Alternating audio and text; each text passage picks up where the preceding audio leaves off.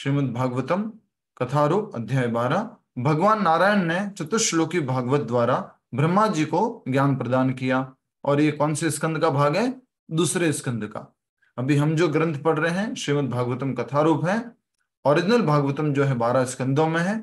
उसमें श्लोक भी है, अनुवाद भी है, तात्पर्य भी है, जो कि अभी हम नहीं कर रहे हैं। एक बार पूरा समझ लेते हैं कहानी के रूप में, फिर हम डिटेल में भगवान की कृपा से कर पाए तो जरूर करेंगे। भगवान गर्भोदक्षाय विष्णु की नाभि से उत्पन्न कमल पर जन्म लेने के पश्चात ब्रह्मा जी भ्रमित थे। बरसक प्रयास करने के पश्चात भी वे अपने जन्म के कारण को नहीं समझ पा रहे थे। तो गर्भोदक्षाय विष्णु की नाभि से कौन प्रकट हुए? ब्रह्मा जी। और ब्रह्मा जी जो हैं अपनी उत्पत्ति का कारण नहीं समझ पा रहे थे। नहीं समझ पा रहे थे कि मैं कौन हूं, कैसे प्रकट हो गया और मेरे जीवन का उद्देश्य क्या है। तब जो है वो बार बार कोशिश कर रहे हैं जानने की, लेकिन समझ नहीं पा रहे। ऐसा कहा जाता है कि वो 3 बार उस लोटस स्टेम में गए, उस कमल पुष्प के तने में गए 3 बार, लेकिन फिर भी अपनी उत्पत्ति का कारण नहीं समझ पाए। फिर आगे कहा जा रहा है वे सृष्टि निर्माण की आवश्यकता को समझ रहे थे, परंतु इसे कैसे कार्यान्वित किया जाए इन्हें इसकी जानकारी नहीं थी। इस भ्रमित अवस्था में ब्रह्मा जी अपने कमलासन से नीचे उतरे और जल में खोज करते हुए सृष्टि के विषय पर गहन चिंतन करने लगे। ब्रह्मा जी जो हैं अब चिंतन कर रहे हैं कि ये सृष्टि कैसे हुई या आगे सृष्टि कैसे करनी है। तो सबसे पहला यहाँ पर एक सुंदर बात हमें समझनी है, वो ये है कि ब्रह्मा जी की उत्पत्ति हुई तो उन्होंने कारण जानने की कोशिश की। हम सब लोग भी उत्पन्न हुए हैं। क्या हम सब लोगों ने अपने उत्पत्ति का कारण जानने की कोशिश की कि मैं क्यों पैदा हुआ हूं, मेरे जीवन का लक्ष्य क्या है? नहीं जानने की कोशिश करते। लेकिन ब्रह्मा जी पैदा होते ही अपने उत्पत्ति का कारण जानने की कोशिश करते हैं। और मेरा जो कार्य है वो मैं कैसे करूं, वो ज्ञान लेने की कोशिश करते हैं। तो 2 बातें यहाँ पर प्रैक्टिकल बातें सीखेंगे हनुमान जी के जन्म से। पहला, अपनी अपनी उत्पत्ति का कारण जानना, अपनी उत्पत्ति का कारण जानना। दूसरा जो है कि उनको जो लक्ष्य है, उनका लक्ष्य था सृष्टि करना, उस सृष्टि रचने के ज्ञान को प्राप्त करना। तो हमारा उद्देश्य क्या है? मोक्ष प्राप्त करना। उस मोक्ष प्राप्त करने के ज्ञान को प्राप्त करना, उसको समझना। तो ये 2 बहुत महत्वपूर्ण बातें हम ब्रह्मा जी के जन्म से समझ सकते हैं। अपनी उत्पत्ति का कारण जानना, और फिर उस कारण जानने के बाद उस उद्देश्य को प्राप्त कैसे किया जाए, वो ज्ञान प्राप्त करना। Very very important. ठीक है। तो ये ब्रह्मा जी के जीवन से हमें ऐसा समझ में आ रहा है। आगे, उस समय ब्रह्मा जी को 2 अक्षर सुनाई दिए, त प। उन्होंने बोलने वाले की खोज आरंभ की, परंतु विफल रहे। कृपया करके श्लोक डिस्प्ले कर सकते हैं। श्रीमद् भागवतम दूसरा स्कंद 9वां अध्याय 6वां श्लोक 2.9.6। यस, जिसके पास भी सुविधा है जल्दी से कर सकते हैं। हरे कृष्ण। 2.9.6। तो यहां पर हम देखेंगे ब्रह्मा जी को 2 अक्षर सुनाई दिए। कौन कौन से वो अक्षर हैं? त प। सभी लोग बोलिए अपने मुख से, त प। ये त और प क्या है, इसके बारे में यहां पर वर्णन है। तो देखिए, थोड़ा ऊपर कीजिए अनुवाद को, अनुवाद को ऊपर कीजिए। Yes. While thus engaged in thinking in the water, Brahmaji heard twice from every nearby 2 syllables joined together. One of the syllable was taken from 16th and the other from the 21st of the Sparsha alphabets, and both joined to become the wealth of the renounced order of life. तो ये दोनों जो अक्षर जुड़े, syllables जुड़े, एक था 16वां अक्षर और एक था 21वां अक्षर। किसी को ये क ख ग घ न ये स्पर्श माला याद है? आप में से किसी को ये स्पर्श माला याद है? क ख ग घ ङ ये सब कौन बता सकते हैं, किसको याद है? अरे वाह, बताइए। भावना साहू जी बताइए, आपको भी याद है, अच्छी बात है। आप माइक अनम्यूट कर सकते हैं। हाँ बताइए। क ख ग घ न, धीरे धीरे क बोलना ख पड़ेगा। क ख ग। क ख ग घ ण ट ठ ड ढ न त थ ब भ म प फ ब भ म य र ल व श स ह क्या च बात छ है, ज वेरी झ न ह। गुड। तो हमें एक बार थोड़ा सा आप काउंट करवा दीजिए शुरू से। ये वर्णमाला स्क्रीन पे दिखा भी सकते हैं, वर्णमाला भी डिस्प्ले की जाएगी। आप बोलिए, अब आप क्या बोल रहे थे? क। क ख ग घ ण हाँ। ट ठ ड ढ ण त थ द ध यस। तो ये त जो पहला शब्द है, देख त सकते हैं यहाँ पर, यहाँ पर काउंट कीजिए 16। आप। हाँ, क ख ग घ ण जो आ रहा है वहां पर देखिए, क पहला है, फिर उसके बाद से देखिए, हाँ, क ख ग घ ण च, फिर उसके बाद क्या आ रहा है? च छ ज च झ न च छ ज च झ न छ झ झ त ट ठ ढ ण। उसके बाद में आ रहा है त थ द ध न प फ ब भ म य र ल व श। तो यहाँ पर एक बहुत महत्वपूर्ण, देखिए काउंट कीजिए क से, सभी लोग अपनी स्क्रीन पर काउंट कीजिए। क 1 2 3 4 5 6 7 8 9 10 11 12 13 14 15 16। त कितने नंबर पर है? 16। तो ये हो गया त। फिर बोल रहे 21वां, 21वां कौन सा है? 16 के बाद 17 18 19 20 21, और 21 पे क्या आ रहा है? प। तो दोनों शब्दों को मिला दिया तो क्या बन गया? त प। तो ये जो ब्रह्मा जी ने सुना, यहां पर इस प्रकार से लिखा हुआ है, 16वां और 21वां। त प। तो ब्रह्मा जी को ये दो शब्द सुनाई दिए। जैसे ही इनको ये दो शब्द सुनाई दिए, कोई कहने वाला व्यक्ति नहीं दिखाई दिया इनको, लेकिन ये दो शब्द सुनाई दिए, तो उन्होंने क्या किया? उन्होंने बोलने वाले की खोज आरंभ की, परंतु विफल रहे। किसने बोला है ये? नहीं समझ में आया। अंततः उन्होंने अपने कमलासन पर लौट जाने तथा वहां बैठकर निर्देशानुसार तप करने का निर्णय लिया। अब जो सुना था उन्होंने उसको पालन करने का निर्णय लिया। वापस से कहाँ जाकर बैठ गए? अगर साधारण भाषा में कहेंगे तो अपनी कुर्सी में जाके बैठ गए। उनकी कुर्सी क्या थी? कमलासन। वहां जाके बैठ गए और अब क्या करने लग गए? तप, तपस्या, तपस्या। तो बहुत ही सुंदर बात है कि ब्रह्मा जी ने जो उनको ध्वनि सुनाई दी उसको पालन करना शुरू कर दिया। हम क्या करते हैं? हम कलयुग के लोग हैं, और कलयुग के लोगों की क्या स्थिति है? जब तक कुछ लिखा हुआ ना मिल जाए और एक दो बार प्रमाणित ना हो जाए, तब तक हम वो कार्य नहीं करते हैं। आज हमारी क्लास में जय चैतन्य प्रभु जी कह रहे थे कि पहले सब लोग श्रवण करने से कार्य करते थे। तो कृपया करके लिख लीजिए अपने नोटबुक में, तीन तरह के बुद्धिमान व्यक्ति, तीन तरह के बुद्धिमान व्यक्ति। सबसे पहला बुद्धिमान, जो सब सही में बुद्धिमान है, वो होता है जो कैसे सीख जाता है? सभी लोग इशारा करके बताइए, कैसे सीख जाता है? श्रवण मात्र से, सुनने मात्र से सीख जाता है।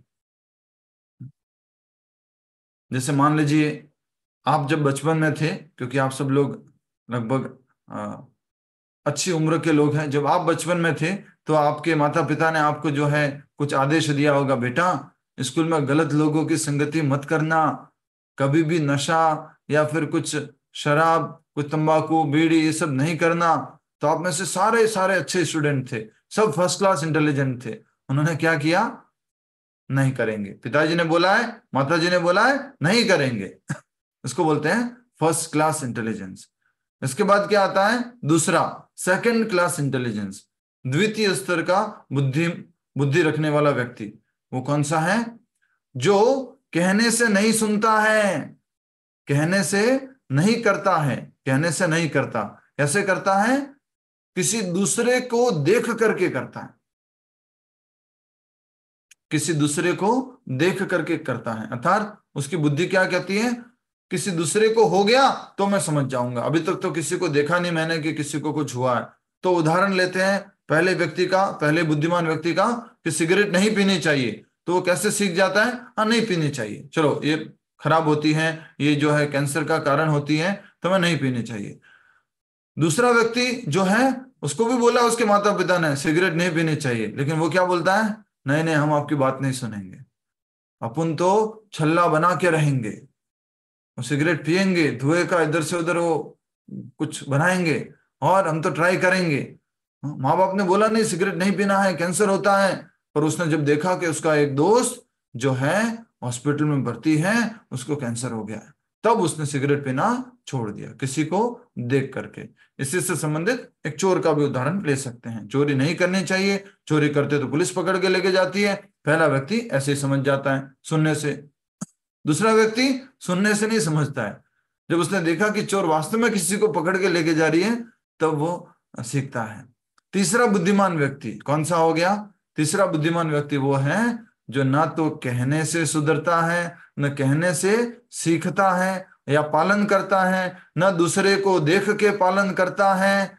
ये कैसा व्यक्ति है? जब अपने पर गुजरती है तब पालन करता है, खुद के ऊपर गुजरती है तब पालन करता है। अब आप में से मैंने जो उदाहरण दिया है उसको कोई कनेक्ट करके बताएगा? चोर का या सिगरेट पीने वाला का उदाहरण कौन इसको बताएगा तीसरे व्यक्ति के लिए? रामावतार जी, यस।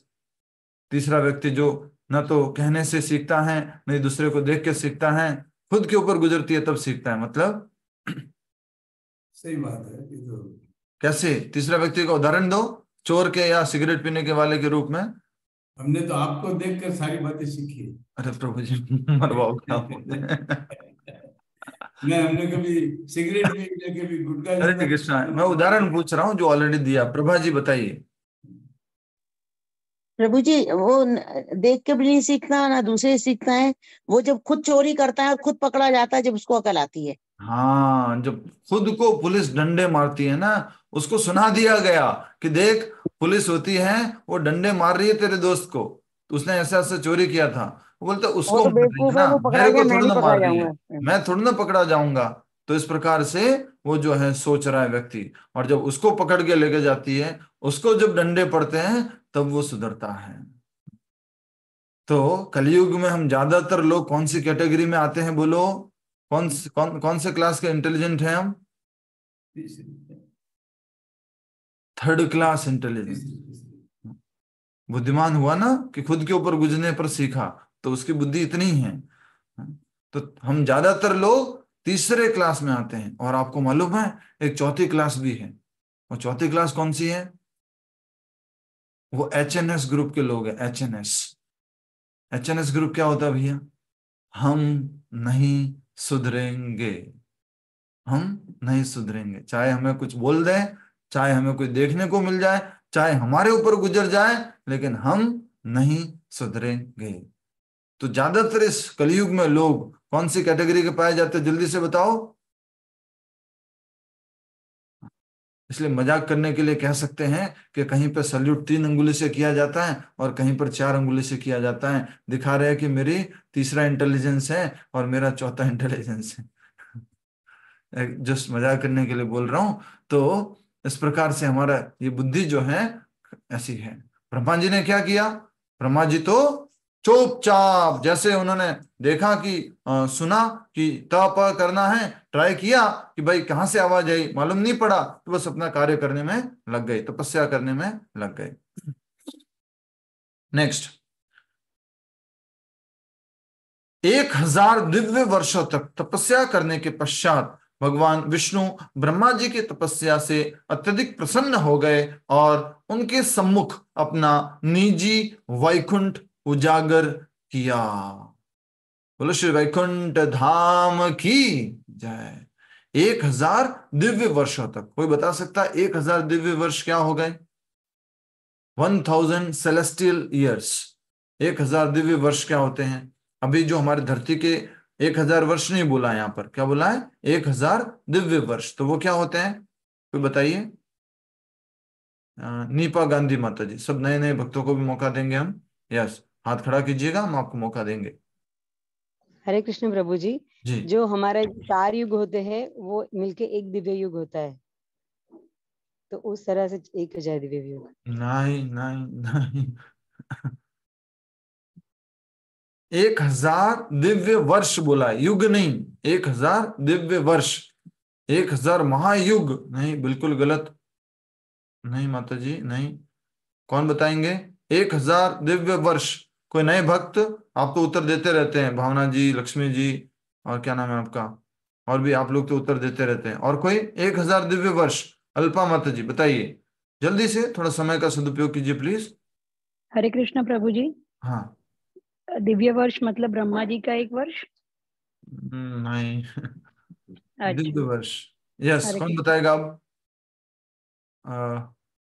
ठीक है, बताइए, लक्ष्मी पेंडलिया माता जी बताइए। हम लोग का एक साल, देवता लोगों को एक दिन है, तो उसके हिसाब से दिव्य वर्ष मतलब उनका 365 जी, मल्टीप्लाइड बाय बिल्कुल 100। ठीक बताया आपने। हमारा जो है एक साल होता है, वो देवताओं का एक दिन होता है, अर्थात देवताओं के 1000 वर्षों तक। तो हमारा एक वर्ष हुआ, उनका एक दिन हुआ, तो उनका एक वर्ष हुआ तो हमारा कितना दिन, कितना वर्ष निकल गया? 365 वर्ष। उनका एक वर्ष निकला तो हमारा 365 वर्ष निकल गया। तो यहां पर 1000 वर्ष अगर होंगे उनके, तो हमारे कितने होंगे? 365 into 1000 years. Yes, Sushil Kumar ji क्या कहना चाहते हैं? प्रभु, I think it is to be multiplied by 360। 360 या 365 हमारे अनुसार करेंगे तो 365। नहीं, आपने 8.17 जो भगवत गीता में पढ़ाते हुए ये बताया था हमको। हाँ, बट वहां पर जो है राउंड फिगर में दिया गया है, क्योंकि 43,20,000 जो बनता है वो जी। सत्ययुग, वो चारों का कैलकुलेशन तो हर एक को 360 से मल्टीप्लाई करना था, मतलब इस तरह से है। ठीक है, तो प्रभु जी, साधारणतया सरल भाषा में आप सबके लिए उसको कंफ्यूज मत होइए, देवताओं के 1000 वर्ष, ठीक है, देवताओं के 1000 वर्ष। 1000 दिव्य वर्षों तक तपस्या करने के पश्चात भगवान विष्णु ब्रह्मा जी की तपस्या से अत्यधिक प्रसन्न हो गए और उनके सम्मुख अपना निजी वैकुंठ उजागर किया, वैकुंठ लोक उजागर किया। वह लोक जिसकी आत्मज्ञानी पुरुष महिमाएं गाते हैं और जो समस्त प्रकार की कुंठाओं और मोह से परे हैं। वैकुंठ लोक कैसा है? समस्त प्रकार की कुंठाओं से मुक्त है। कुंठा क्या होती है? चिंताएं, एंजाइटी, उससे मुक्त है वैकुंठ लोक। और क्या कहा जा रहा है? मोह से परे हैं, किसी भी प्रकार का आसक्ति, मोह, वो उससे परे हैं, ये वैकुंठ लोक है। और उस वैकुंठ लोक को ब्रह्मा जी को दिखाया। अब ब्रह्मा जी क्या देख रहे हैं? आप सब लोग देखो, आज के बाद कभी ये मत कहना कि प्रभु जी जो वर्णन किया जाता है ब्रह्मांड का या जो भगवान के वैकुंठ धाम का, वो इमेजिनरी है। ये सब कौन देख रहा है? कौन देख रहा है? स्वयं ब्रह्मा जी देख रहे हैं। और ब्रह्मा जी बोल रहे हैं, आगे देखेंगे, वैकुंठ प्रकृति के गुणों के प्रभाव से मुक्त है। प्रकृति के गुण कौन कौन से होते हैं? इशारा कर दो, कितने होते हैं? बस प्रकृति के कितने गुण होते हैं? प्रकृति के कितने गुण होते हैं?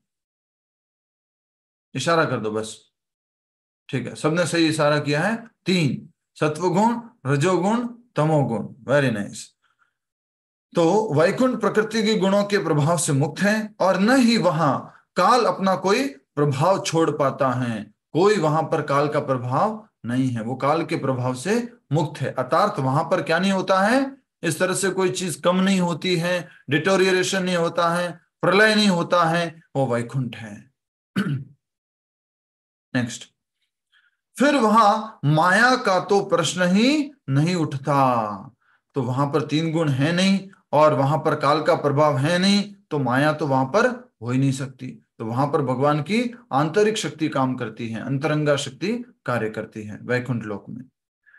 ब्रह्मा जी ने देखा कि वैकुंठ निवासी भगवान नारायण के ही समान नील वर्ण की कांति से युक्त हैं और उन्हीं के समान नव यौवन से भरे तथा चतुर्भुज हैं। हमेशा जब ये शब्द बोला जाए थोड़ा ध्यान देकर सुनिएगा। नारायण, नारायण जब भी बोला जा रहा है तो उसको आपको समझना है चतुर्भुजाओं वाले। लक्ष्मी नारायण, लक्ष्मी जी सेवा करते हैं, चतुर्भुजाओं वाले नारायण। और इन्हीं से क्या आते हैं? पुरुषावतार। और पुरुषावतार कौन कौन से हैं? महाविष्णु या कारणोदक्षाय विष्णु, फिर गर्भोदक्षाय विष्णु और क्षीरोदक्षाय विष्णु।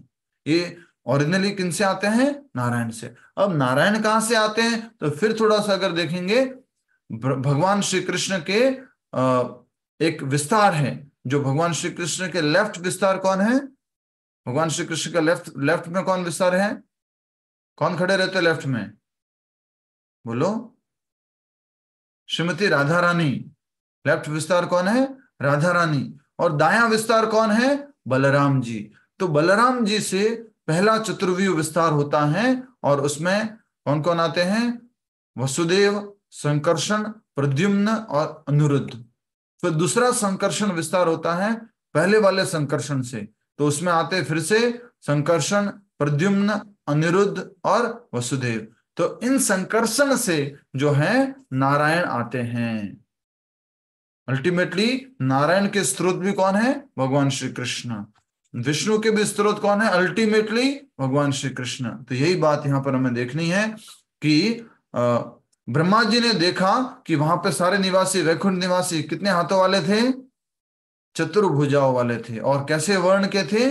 नील वर्ण की कांति से युक्त थे, नव यौवन से भरे। कभी भी उम्र नहीं होती है, काल का प्रभाव नहीं है। तो सब लोग कैसे हैं? एकदम जवान हैं। कमल सदृश नेत्रों वाले उन सब निवासियों का अंग प्रत्यंग शुभ है, और वे सब पीतांबर तथा दिव्य आभूषणों से सुशोभित है। वो सब कैसे हैं? कमल नेत्रों वाले। उनकी आंखें भी बहुत सुंदर हैं। यहाँ तो खाली बोलना पड़ता है जबरदस्ती, कमल नयनी, मृग नयनी। जो मदुरई में टेम्पल है, मदुरई मीनाक्षी, वो मीनाक्षी क्यों नाम आया उनका? क्योंकि उनकी आंखें किसके जैसी थी? मीन की जैसी, मछली के जैसी सुंदर थी, इसलिए उनको मीनाक्षी बोला गया। मीनाक्षी, जिनकी आंखें मीन के जैसी हैं। तो यहाँ पर बताया जा रहा है कि वैकुंठ में जो लोग हैं उनकी आंखें कमल के बराबर हैं, और उनके अंग प्रत्यंग शुभ हैं, और सब पीतांबर एवं दिव्य आभूषणों से सुशोभित हैं। प्रत्येक वैकुंठ निवासी का अपना निजी दिव्य विमान है। हरि बोल। प्रत्येक निवासी का। ऐसा नहीं है कि एक के पास साइकिल है और एक के पास खुद का एयरप्लेन है, ऐसा नहीं है। क्या बोला जा रहा है?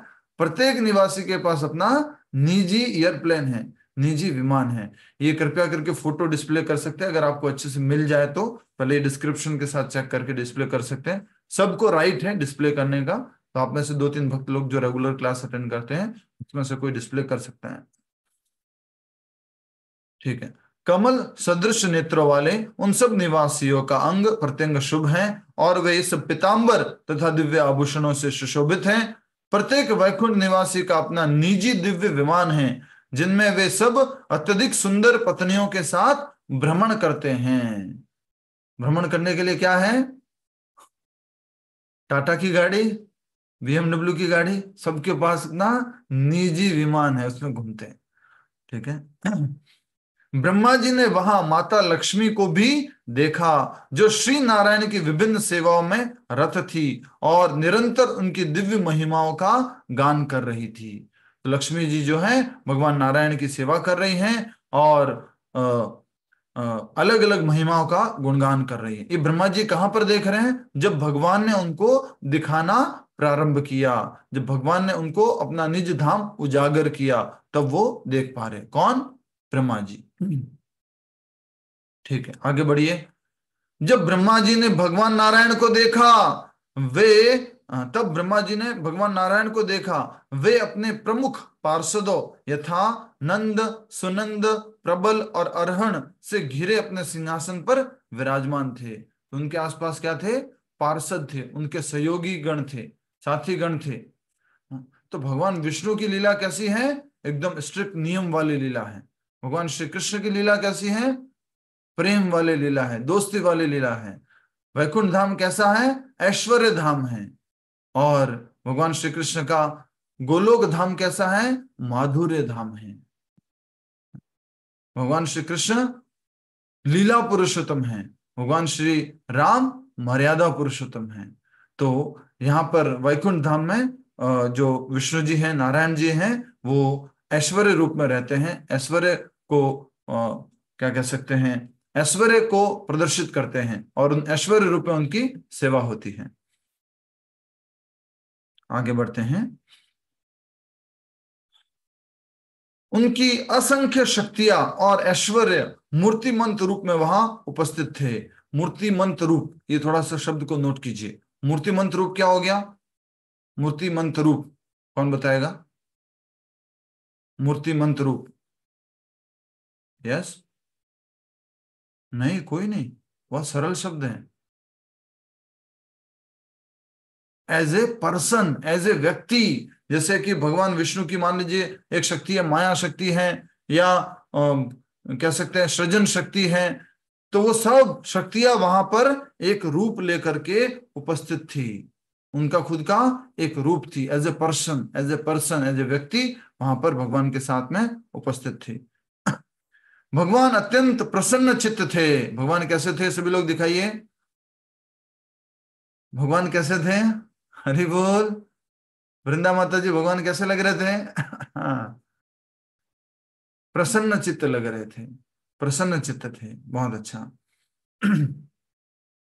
और वे अपने प्रिय सेवकों के प्रति कृपा से भरे थे। उनके दर्शन मात्र से प्रत्येक व्यक्ति मदोन्मत्त हो रहा था। उनके मुस्कुराते चेहरे पर लालिमा छाई हुई थी और उनका वक्ष स्थल कौस्तुभ मणि तथा लक्ष्मी जी के चिन्ह श्रीवत्स से सुसज्जित था। तो उनके वक्ष स्थल पर क्या क्या था? एक तो कौस्तुभ मणि है और क्या है? श्रीवत्स। तो ये लक्ष्मी जी का वास है और कौस्तुभ मणि का वास है भगवान का वक्ष स्थल। जब आप दक्षिण भारत जाते हैं तो वहां पर अगर तिरुपति मंदिर गए हैं और भी कहीं मंदिरों में, अगर आप उनसे पूछेंगे यहाँ पर कौन विराजमान है उनके, तो सीधा सीधा कहते हैं लक्ष्मी जी का वास है, ये श्रीवत्स है, लक्ष्मी जी का चिन्ह है। भगवान का दर्शन करते ही ब्रह्मा जी का हृदय आनंद से भर उठा। कैसे आनंद किया होगा ब्रह्मा जी ने? कमल के ऊपर ही जैसे खड़े होकर के नाचने लग गए होंगे, हरि बोल हरि बोल हरि बोल, ऐसे करके वो दिव्य आनंद कर रहे होंगे सभी लोग। ये जो है ब्रह्मा जी की दृष्टि में भगवान का दर्शन हो रहा है और साथ ही साथ कह सकते हैं कि ब्रह्मा जी आनंद से पूरे सराबोर हो चुके हैं। और फिर आगे कहा जा रहा है, दिव्योन्माद में उनके नेत्रों से प्रेमाश्रुओं की वर्षा होने लग गई। कहां से प्रेमाश्रु आ रहे हैं? ब्रह्मा जी की आंखों से प्रेमाश्रु आ रहे हैं, रो रहे ब्रह्मा जी।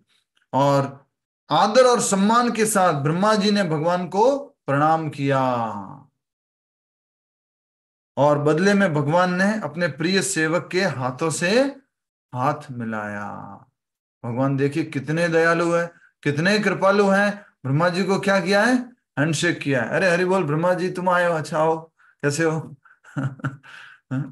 तो ब्रह्मा जी से हाथ मिलाया भगवान ने। ब्रह्मा जी ने तो प्रणाम किया। ठीक है, आगे बढ़ते हैं। उस समय मंद मंद मुस्कुराते हुए भगवान ने कहा, हे ब्रह्मा जी, तुमने सृष्टि करने की इच्छा से जो दीर्घकालीन तपस्या की है, मैं उससे अति प्रसन्न हूं। ब्रह्मा जी ने कितने वर्षों तक तपस्या की थी? 1000 दिव्य वर्षों तक। तो मैं प्रसन्न हूं तुम्हारी तपस्या से। मैं समस्त वरों का प्रदाता हूं, मैं सारे वर देने वाला हूं, सबको वर दे सकता हूं सारे। तुम अपना मनोवांछित वर मुझसे मांग सकते हो। तुम क्या चाहते हो मांगो, क्या इच्छा है तुम्हारी। तुम्हारी तपस्या से मैं प्रसन्न हूं। फिर भी मैं तुम्हें बताना चाहूंगा कि अनन्य भक्ति के बल पर मेरे दर्शन प्राप्त करने से बढ़कर अन्य कोई वरदान नहीं है। इसको अंडरलाइन कर लो सभी लोग, हाईलाइट कर दो, वेरी वेरी इंपॉर्टेंट। स्वयं कौन कह रहे बोलो? उषा भूषण माता जी कौन कह रही है? स्वयं भगवान विष्णु कह रहे हैं। क्या कह रहे हैं? देखिए, हाँ, अनन्य भक्ति के बल पर मेरे दर्शन प्राप्त करने से बढ़कर अन्य कोई वरदान नहीं है। भगवान का दर्शन हो गया ना, बस और कुछ नहीं चाहिए भगवान, और कोई वरदान नहीं चाहिए। ध्रुव से पूछा, ध्रुव ने भी कहा भगवान आपका दर्शन हो गया, अब मुझे और कोई नहीं चाहिए। स्थाना बिलासी तपसी स्थितो हम त्वाम देव मुनिंद्र एव गुह्यम काचिन विचिन्नपि दिव्य रत्नम स्वामिन कृतार्थो वरम न याचेत स्थानाभिलाषी तपस्या स्थितो। हम भौतिक सुख के लिए, भोग के लिए मैंने तपस्या किया था, और आपका दर्शन तो है इंद्र आदि देवता को भी करना दुर्लभ है, और मुझे क्या हो गया है, मैं तो क्या ढूंढने के लिए आया था, काचिन विचिन्नपि दिव्य रत्नम, कांच के टुकड़ों को ढूंढने के लिए आया था, छोटे छोटे कांच के टुकड़ों को। लेकिन क्या मिल गया मुझे, तो अपि दिव्य रत्नम। एक बार बोलिए सभी लोग थोड़ा ऐसा करते हुए, अपि दिव्य रत्नम, अपि दिव्य रत्नम। दिव्य रत्न कौन मिल गए, स्वयं भगवान मिल गए। तो कह रहे हैं अब मेरी क्या आवश्यकता, मैं तो टूटे हुए कांच के टुकड़ों को ढूंढ रहा था। कांचन विचिन्नपि दिव्य रत्नम, ये प्रार्थना मेरे हृदय को बहुत छुई थी। आशा करता हूं कि शायद आपके भी हृदय को छू रही है। छोटा सा बालक जो ध्रुव है वो प्रार्थना कर रहा है भगवान से। जब भगवान प्रकट हो गए चतुर्भुज रूप में, उन्होंने अपना शंख जो है उस ध्रुव के सिर के ऊपर रखा, तो ये ध्रुव जो है ऐसे प्रार्थना बोल रहा है, स्थानाभिलाषी तपसी स्थितो हम। ये हरि भक्ति विलास में प्रार्थना आती है कि अब मैं तो टूटे हुए कांच के टुकड़ों को ढूंढने के लिए आया था, आप तो स्वयं एक दिव्य रत्न मिल गए हैं। स्वामिन कृतार्थो वरम न याचेत, और किसी वर की मुझे कोई इच्छा नहीं। सेम जो है प्रहलाद महाराज जब नरसिंहदेव खंबे से प्रकट हुए, हिरण्यकश्यपु का वध किया, और बाद में ब्रह्मा जी, शिव जी, कोई विष्णु जी के पास, उस नरसिंह रूप के पास जाने को तैयार नहीं है, सब डर रहे हैं। लक्ष्मी जी की तरफ देखते, लक्ष्मी जी क्या बोलते हैं, नहीं नहीं भाई अभी नहीं, ये सही टाइम नहीं है भगवान के पास जाने का। तो किसको भेजते हैं, वो प्रहलाद को भेजते हैं। प्रहलाद जाते हैं उनके पास में, और प्रहलाद भगवान के पास माला लेके जाते हैं, और फिर भगवान कहते हैं मैं तुम्हारी भक्ति से बहुत बहुत अधिक प्रसन्न होकर प्रकट हुआ हूं, अब तुम्हारी क्या इच्छा है बोलो। तो फिर से वो प्रहलाद भी क्या बोलते हैं, नहीं भगवान मेरी कोई इच्छा नहीं, कोई इच्छा नहीं। तो ये बहुत सुंदर बात कही गई है कि अनन्य भक्ति के बल पर मेरे दर्शन प्राप्त करने से बढ़कर अन्य कोई वरदान नहीं है। निष्ठा तथा दृढ़ता पूर्वक की गई तपस्या के बल पर आज तुम्हें मेरे दिव्य धाम तथा मेरे दिव्य स्वरूप के दर्शन प्राप्त हो पाए हैं। तो ये देखो गारंटीड है, इसको क्या बोलते हैं, टाइम टेस्टेड फॉर्मूला।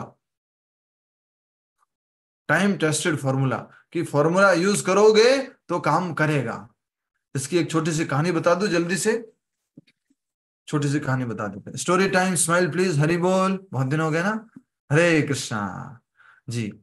तो एक बार एक व्यक्ति था, और वो कहीं राजस्थान के मरुस्थल में, रेगिस्तान में चला गया। वहां पर उसको प्यास लगी, पानी पीने को, पानी कहीं दिख नहीं रहा है, दूर दूर तक कहीं पर थोड़ी थोड़ी परछाई दिखती है पानी की, लेकिन वो पानी होता नहीं था।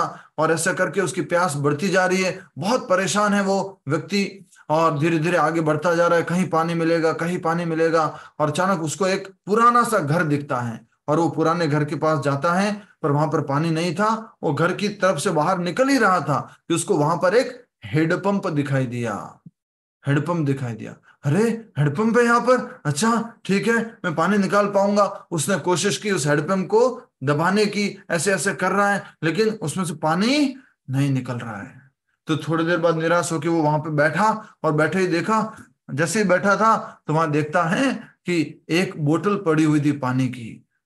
क्या पड़ी हुई थी, पानी की बोतल। अरे रेगिस्तान में इतना घूमने के बाद पानी नहीं मिला, हेडपंप देखा, हेडपंप में पानी नहीं था, अब क्या मिल गई है, एक तरो ताजा एकदम अच्छी पानी की बोतल मिल गई। अब अच्छे से सुनिएगा जो मैं बात कहने जा रहा हूँ। वो बोतल मिल गई, और बोतल के पीने ही वाले थे उसको कि मैं मेरी प्यास बुझा देता हूँ, बट उस बोतल के ऊपर लिखा हुआ था ये पानी पीने के लिए नहीं है, हेडपंप में से और पानी निकालने के लिए है। हाँ ये भी पीना नहीं, अब मैं क्या करूं। अब हेडपंप में डाल दिया और पानी नहीं आया, तो ये भी खत्म, ये भी चला जाएगा, अब मैं क्या करूं। उसके ऊपर क्या लिखा हुआ था, ये पानी पीने के लिए नहीं है, ये पानी हेडपंप से पानी निकालने के लिए है। अब दिल पे हाथ रख के, बड़ा भारी मन करके, क्या करूं क्या नहीं करूं, और वो उस इंस्ट्रक्शन को फॉलो करता है और पानी को उस हेडपंप में डालता है, और उसके बाद में तुरंत उसको पंप को चलाना शुरू कर देता है, और पंप को चलाना शुरू करता है। थोड़ी देर बाद उसमें से थोड़ा सा गंदा पानी आता है, फिर थोड़ा ठीक पानी आता है, फिर थोड़ा ठीक पानी आता है, फिर एकदम स्वच्छ पानी आना शुरू हो जाता है।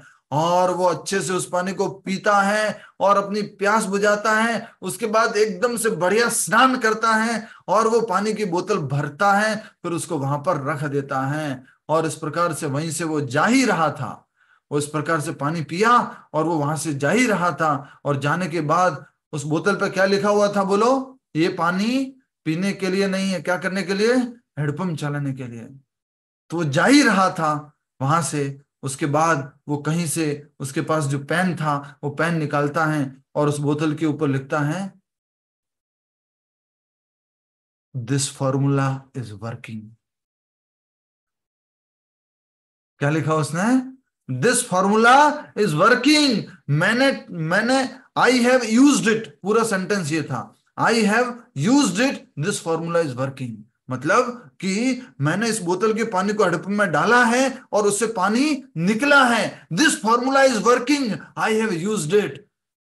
Have trust, have faith. और सबसे पहला फेथ किसने किया था? उसी व्यक्ति ने जो बोतल के ऊपर लिखा हुआ था कि पानी जो है उस हैंडपंप में डालने के लिए। सो सेम वे ये भगवत गीता भागवतम प्रभुपाद जी कह रहे हैं, this formula is working, chant Hare Krishna, this formula is working, I have used it, this formula is working, you will go back to Godhead, you will go to Krishna Loka, this formula is working.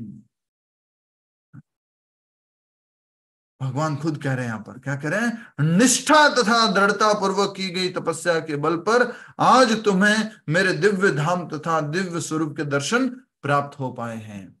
This formula is, एक बार बोल दो, working. Have patience, थोड़ा सा धीरज रखो।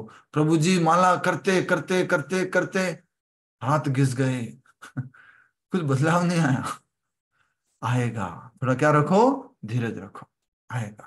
भक्ति में हमने nectar of instruction पढ़ाई थी, आपको याद होगा तो, उपदेशामृत का 4था श्लोक है।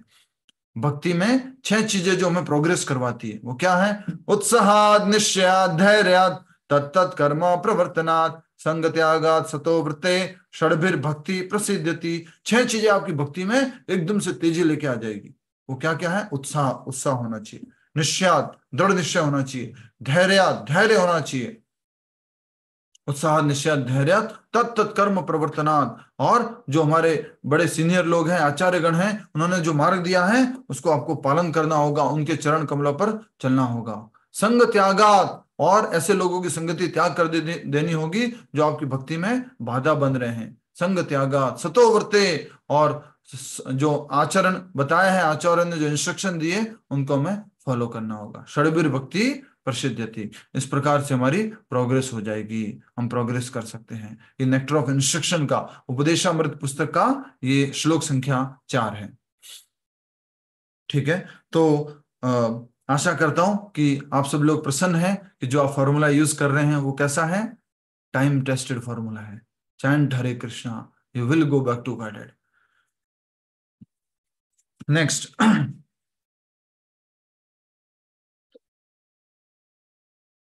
वह मैं ही था जिसने तुम्हारी भ्रमित अवस्था में तुम्हें तप करने का निर्देश दिया था, क्योंकि तपस्या से ही सृजन करने की शक्ति प्राप्त होती है। जब तुम ढूंढ रहे थे कि मैं कहां से आया, मेरा स्रोत कहां से है, और मैंने जो तुम्हें 2 शब्द सुनवाए थे वो मैं ही था। और तप बोलने से तुमने क्या की? तपस्या। और तपस्या करने से क्या आती है? सृजन शक्ति आती है। सृजन मतलब क्या होता है? क्रिएशन। तो भगवान जो है ब्रह्मा जी को सृष्टि करने का आदेश दिए हुए हैं, और आगे अब उनको सिविल इंजीनियरिंग 4 साल का कोर्स होता है, उसको 4 श्लोकों में सिखाने वाले हैं। सिविल इंजीनियरिंग, आर्किटेक्चर, और क्या कह सकते हैं, डेवलपर, बिल्डर, और भी जो जो होता है वो सब 4 श्लोकों में भगवान अभी सिखाने वाले। यहाँ पर एक छोटा सा कह सकता हूं, थोड़ा भौतिक दृष्टि से अगर इसको कहा जाए, आजकल लोग जो हैं तपस्या नहीं करते हैं। शुरुआत के 25 वर्ष 30 वर्ष जो भी है स्टूडेंट लाइफ में तपस्या नहीं करते हैं, सेलिबेसी का जो है पालन नहीं करते हैं। तो जब वो शादी करते हैं उसके पश्चात जो है उनकी संतानें नहीं होती हैं, और फिर वो IVF या और भी कोई अलग अलग प्रकार की तरीकों से संतान प्राप्त करने का प्रयास करते हैं। क्यों? क्योंकि तपस्या नहीं है, जीवन पूरा खराब कर दिया है।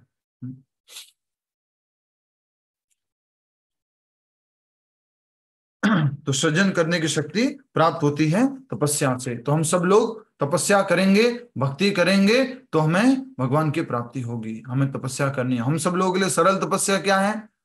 बहुत सरल तपस्या, 16 माला का जप। थोड़ी डिफिकल्ट तपस्या, सुबह सुबह मंगला आरती के लिए उठना, थोड़ी डिफिकल्ट तपस्या। तो इस प्रकार ये सरल सी तपस्या है हम लोगों के लिए, लेकिन बहुत बड़ा लक्ष्य हमें हासिल होने वाला है, भगवत प्राप्ति, गोलोक वैकुंठ धाम। नेक्स्ट, ब्रह्मा जी ने कहा, हे भगवान, आप प्रत्येक प्राणी के हृदय में विराजमान हैं और इसलिए आप उन सब की इच्छाओं से तथा उन्हें कैसे पूरा किया जाए इससे भली भांति परिचित रहते हैं। मेरे मन में एक तीव्र जिज्ञासा है, कृपया इसका समाधान कीजिए। यद्यपि आपकी देह पूरी तरह चिन्मय है, फिर भी आप इस भौतिक प्रकृति की सृष्टि कैसे करते हैं? मैं यह सब इसलिए जानना चाहता हूं क्योंकि मैं आपके हाथों में एक यंत्र की भांति भक्ति भाव से सृष्टि की गौण रचना तथा जीवों की उत्पत्ति करना चाहता हूं। अच्छे से समझ लो इन बातों को। नहीं समझ में आया हो तो हाथ खड़ा कर देना, पूछ लेना। ये कुछ कुछ टेक्निकल पार्ट है, बाकी तो पूरी कथा रूप है, क्योंकि दूसरा स्कंद बड़ा है लेकिन उसको यहाँ पर मात्र इस रूप में दिया है। इसके बाद सीधा तीसरा स्कंद शुरू हो रहा है। दूसरा स्कंद में अध्याय बहुत सारे, लेकिन यहीं पर ये पूरा हो जाएगा। तो ब्रह्मा जी कह रहे हैं कि भगवान, आप तो सच्चिदानंद हैं, आप दिव्य हैं, आप प्रत्येक प्राणी के हृदय में निवास करते हैं, हर किसी व्यक्ति की जिज्ञासा को, उसके मन की इच्छा को जानते हैं। मेरी भी एक जिज्ञासा है, मेरी भी एक इच्छा है। आप बताइए कि आप तो है परम चिन्मय, आप तो आध्यात्मिक हैं, फिर आप सृष्टि की रचना कैसे करते हैं? अच्छा, हमेशा याद रखना, प्राथमिक सृष्टि रचने वाले कौन हैं? विनोता माता जी, विनोता माता जी बताएंगे प्राथमिक सृष्टि के रचयिता कौन है। यस यस माता जी। श्री भगवान, भगवान श्री कृष्ण या उनका विष्णु रूप, जो कौन से क्या हो गए? प्राथमिक सृष्टि के रचयिता। ब्रह्मा जी क्या है?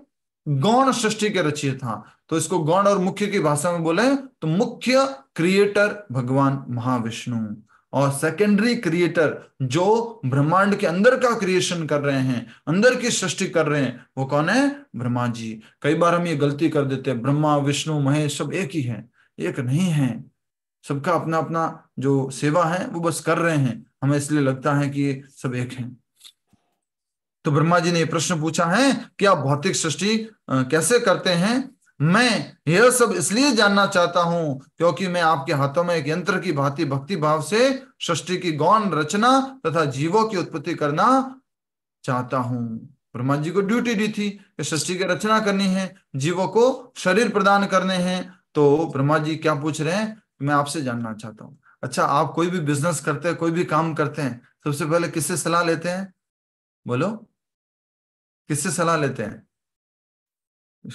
यस, रामावतार जी बताएंगे किससे सलाह लेंगे। कोई बिजनेस प्रारंभ कर रहे हैं, कोई व्यापार प्रारंभ कर रहे हैं, तो किससे?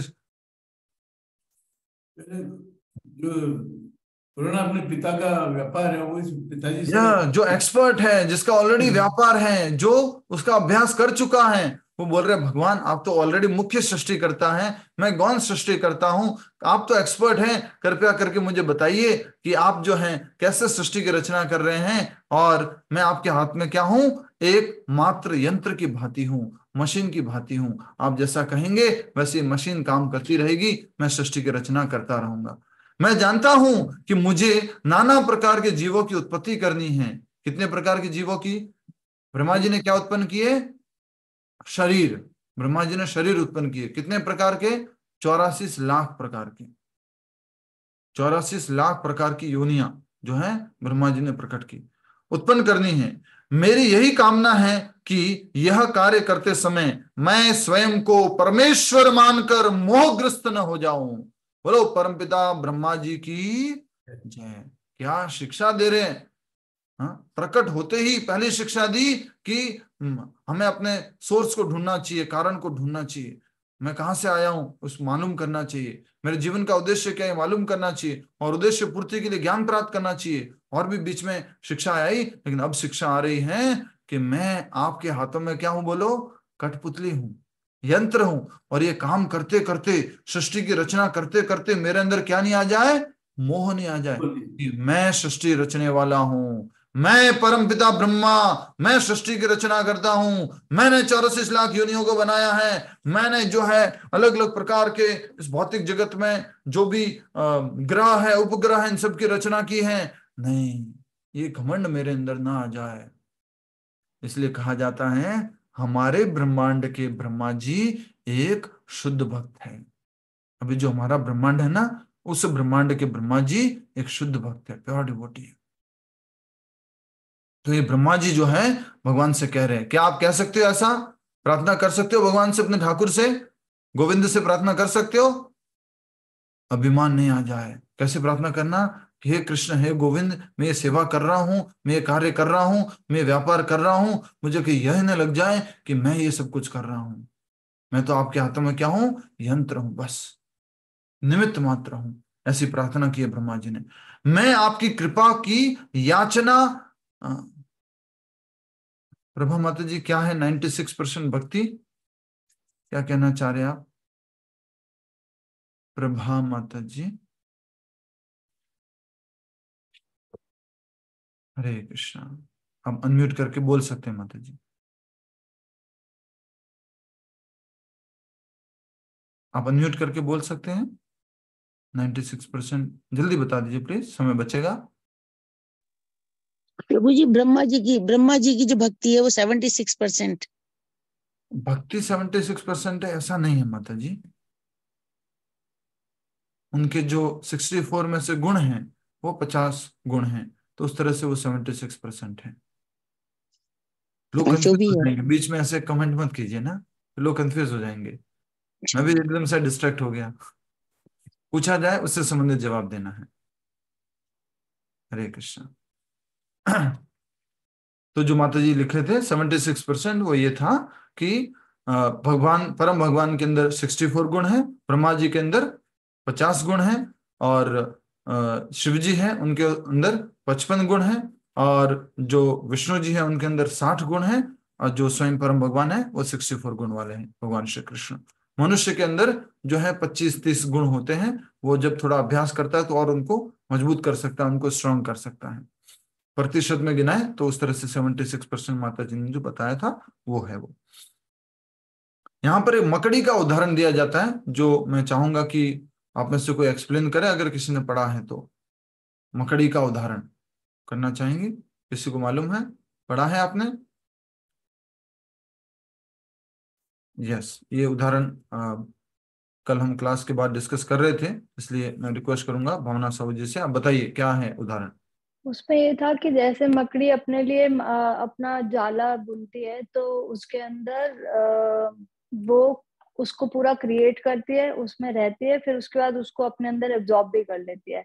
तो ऐसे ही भगवान भी पूरी सृष्टि क्रिएट करते हैं, फिर उसके बाद वो यहाँ पे चलती है, और फिर उसको एनिलेट भी कर लेते हैं, वापस अपने अंदर एब्जॉर्ब भी कर लेते हैं, मतलब खत्म कर देते हैं खुद ही। जी, तो ब्रह्मा जी जो ये कहना चाह रहे भगवान से कि आप जो ये उदाहरण दिया गया भागवतम में, ये मकड़ी का उदाहरण दिया गया है, आप तो सर्वशक्तिमान हैं, आप तो सृष्टि स्थिति प्रलय तीनों आप ही करते हैं। जैसे मकड़ी का उदाहरण देके बोला, मकड़ी अपने में से क्या निकालती है? जाला निकालती है, और उसमें ही वो रहती है, विचरण करती है, उसके आसपास, उसके ऊपर घूमती है, सब जगह करती है, उसको रखती है, उसके बाद पूरा का पूरा जाला अपने अंदर ले लेती है। तो महाविष्णु क्या करते हैं? अपने रोम छिद्रों से ब्रह्मांडों की उत्पत्ति करते हैं, और फिर क्या होते हैं? उन्हीं ब्रह्मांडों में वो प्रवेश करते हैं गर्भोदक्षा विष्णु के रूप में, और हर एक जीव के अंदर किस रूप में?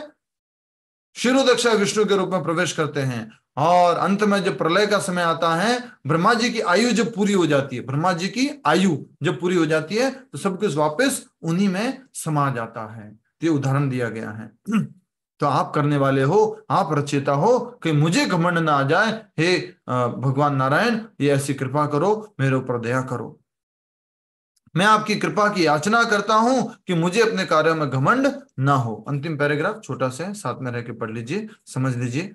आप में से कोई लोग ऐसे कंक्लूड किए होंगे, या ऐसा लगा होगा, प्रभु जी तो क्या करते हैं, खाली क्लास में पढ़ते हैं, प्रवचन तो होता नहीं, कथा तो कोई होती नहीं, खाली पढ़ रहे हैं। कोई बात नहीं, हमारा उद्देश्य ये है कि आप सब लोग अपनी इन दोनों आंखों से इस भागवत ग्रंथ को हमारे साथ में पढ़े। हमारा उद्देश्य ये है, आपको भी मालूम पड़े कि कहाँ क्या लिखा हुआ है, ये हमारा उद्देश्य है, इस कारण से हम ऐसा कर रहे हैं। कुछ लोगों ने क्लासेस इसलिए छोड़ दी है कि या तो क्या होता है, क्लास में खाली पढ़ाई होती है, रीडिंग करते हो तो मैं भी घर पे पढ़ लूंगा। यस, पढ़ सकते हैं और अवश्य पढ़ सकते हैं, और यूट्यूब पे एक्सप्लेनेशन वगैरह वो भी बहुत सारी हैं। बट हम यहाँ पर साथ साथ में रह करके आपको ये थोड़ा सा पढ़वाना चाहते हैं, एक रूटीन बांधना चाहते हैं, जिससे कि आप प्रतिदिन पढ़ लें और देख लें कि कहाँ पर क्या क्या लिखा हुआ है। ठीक है, आगे बढ़ते हैं। थैंक यू माता जी। श्री भगवान ने कहा, मेरे तत्व का ज्ञान अत्यंत गुह्य है और भक्ति पथ पर संलग्न व्यक्तियों के समक्ष ही यह उजागर होता है। मेरे तत्व का ज्ञान अत्यंत गुह्य है। तो भगवान कितने तत्वों में जाने जाते हैं? 3 तत्वों में, ब्रह्मेति, परमात्मेति और भगवानेति। तो ब्रह्म रूप में तो कौन जाते हैं, जानते हैं भगवान को? ज्ञानी लोग। परमात्मा रूप में अष्टांग योगी लोग, और भगवान रूप में स्वयं भक्त लोग। तो भगवान का पूर्ण रूप में साक्षात्कार कौन कर सकता है? ओनली एंड भक्त। भगवान को पूरी तरह से कौन जान सकता है तत्वतः रूप में? ओनली एंड भक्त। इसलिए भगवान स्वयं बोल रहे हैं, इस लाइन को अंडरलाइन करो। आज के बाद कभी कंफ्यूजन नहीं होगा कि भागवत में लिखा हुआ है कि भगवान श्री कृष्ण, भगवान नारायण खुद बोल रहे हैं मेरे तत्व का ज्ञान अत्यंत गुह्य है, और भगवत गीता में भगवान खुद बोल रहे हैं, 9वां अध्याय कौन सा है? परम गुह्य ज्ञान। और 18वें अध्याय में सबसे परम गुह्य ज्ञान बताया है, और वो क्या है कि मैं एक परम भगवान, एक परम व्यक्ति हूं। ये भगवान ने सबसे परम गुह्य ज्ञान दिया है। तो क्या कहा है? भक्ति पथ पर संलग्न व्यक्तियों के समक्ष ही यह उजागर होता है। ओनली किसको मेरा गुह्य ज्ञान समझ में आएगा? जो क्या करता है? भक्ति करता है, प्रमाणिक गुरु के निर्देशन में जो भक्ति करता है। बहुत महत्वपूर्ण बात है ये। मेरी विशेष कृपा से अब तुम्हारे हृदय में मेरे दिव्य रूप, गुणों तथा लीलाओं की स्फूर्ति होगी। ध्यान से सुनो, क्या बोला? मेरी कृपा से, इशारा करो सभी लोग, मेरी कृपा से तुम्हारे हृदय के अंदर क्या होगा? दिव्य ज्ञान की स्फूर्ति होगी। और वो दिव्य की बातें क्या क्या है? 4 बातें यहां पे लिख दिया गया है, दिव्य रूप, गुण, नाम और लीला। और हमें भी क्या चाहिए था? गुण, रूप, नाम और लीला, जिससे कि हम भगवान का हमेशा स्मरण कर सके। अब मानोगे नहीं, जब से हम भागवतम कर रहे हैं कुछ तो परिवर्तन आया है, कुछ तो चेंज हुआ है। मालूम नहीं क्या हुआ है, मतलब हो रहा है कुछ। इतनी शक्ति है भागवतम में। अगर आप एग्री करते हो, जो रेगुलर अटेंड कर रहे हैं वो कुछ समझ पा रहे होंगे। भगवत गीता भी पढ़ रहे थे, परिवर्तन आ रहा था। यस कि भाई माला करनी है, और क्या कहते हैं, लहसुन प्याज नहीं खाना है, और श्रवण करना है, ये सब। अब थोड़ा सा मन के अंदर, थोड़ा सा हृदय के अंदर कुछ परिवर्तन आ रहा है, कुछ अलग ही संतुष्टि प्राप्त हो रही है। तो यहां पर ये बात कही जा रही है कि मेरी विशेष कृपा से अब तुम्हारे हृदय में मेरे दिव्य रूप, गुणों तथा लीलाओं की स्फूर्ति होगी। इस सृष्टि से पहले भी केवल मैं था, अभी भी केवल मैं ही हूं, और प्रलय के पश्चात भी केवल मैं ही रहूंगा। अब भगवान दिव्य ज्ञान दे रहे ब्रह्मा जी के हृदय में। तेने ब्रह्म हृदय आदि कवये, श्रीमद् भागवत पुराण का पहला श्लोक। उस पहले श्लोक में भगवान क्या कह रहे हैं? तेने ब्रह्म हृदय आदि कवये। आदि कवि कौन? ब्रह्मा जी। उनके हृदय में ज्ञान देते हैं। कौन देते हैं? भगवान श्री कृष्ण भगवान ज्ञान देते हैं। और क्या ज्ञान देते हैं? प्लीज डिस्प्ले कीजिए 2.9.33 और 2.9.33। हरि बोल। तेने ब्रह्म हृदय आदि कवये। सब लोग अपनी स्क्रीन पे देखिए, बस छोटा सा 4 लाइनों का पैराग्राफ बचा हुआ है और कुछ भी नहीं बचा। ये जैसे श्रीमद् भगवत गीता होती है ना, चतुश्लोकी भगवत गीता। चतुश्लोकी भगवत गीता क्या है? कौन सा अध्याय है, कौन सा श्लोक है? यस, सुमन माता जी, चतुश्लोकी भगवत गीता कौन से अध्याय का कौन सा श्लोक है? एकदम से याद नहीं आ रहा है? 10वां अध्याय 8वां श्लोक, 9वां श्लोक, 10वां श्लोक और 11वां श्लोक। नीतू माता जी के लिए तालियां। हरि बोल। 10वें अध्याय का 8वां, 9वां, 10वां और 11वां। अहम सर्वस्य प्रभवो मत्तः सर्वं प्रवर्तते, यहां से शुरू होता है। तो यहां पर श्रीमद् भागवत। अब आपके मन में एक बार एक प्रश्न आया था, अभी के लिए मैं इसको स्क्रीन शेयरिंग बंद कर रहा हूं। अभी के लिए जो है एक प्रश्न आया था आपके मन में कि वेद व्यास जी को ये ज्ञान कहां से मिला? भागवत का ज्ञान, सुखदेव गोस्वामी जी, ये सब कैसे ज्ञान आया? वेद व्यास जी तो स्वयं भगवान है, ठीक बात है, उनको तो बात ज्ञान आ गया होगा। एक्चुअल में अगर कहा जाए, अब देखना है कि कहां से ज्ञान आया है, तो भगवान श्री हरि विष्णु जी ब्रह्मा जी को हृदय में 4 श्लोकों में ज्ञान देते हैं, और आगे ये 4 श्लोकों का ज्ञान ब्रह्मा जी किसको देते हैं? नारद मुनि को, और फिर आगे ये ज्ञान किसको जाता है? व्यासदेव जी को। ये चतुश्लोकी भागवत हैं। कोशिश कीजिए कि एटलीस्ट 18,000 श्लोकों में से 18,000 श्लोकों में से 4 श्लोक याद हो जाए। चतुश्लोकी भागवत डिस्प्ले कर सकते हैं? यस।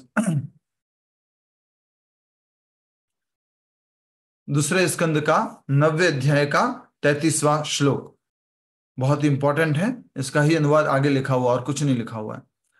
अहम एवासम एवाग्रे नान्यत यत सत असत परम पश्चात अहम यत एतश्च यो अवशिष्येत सोस्मि हम।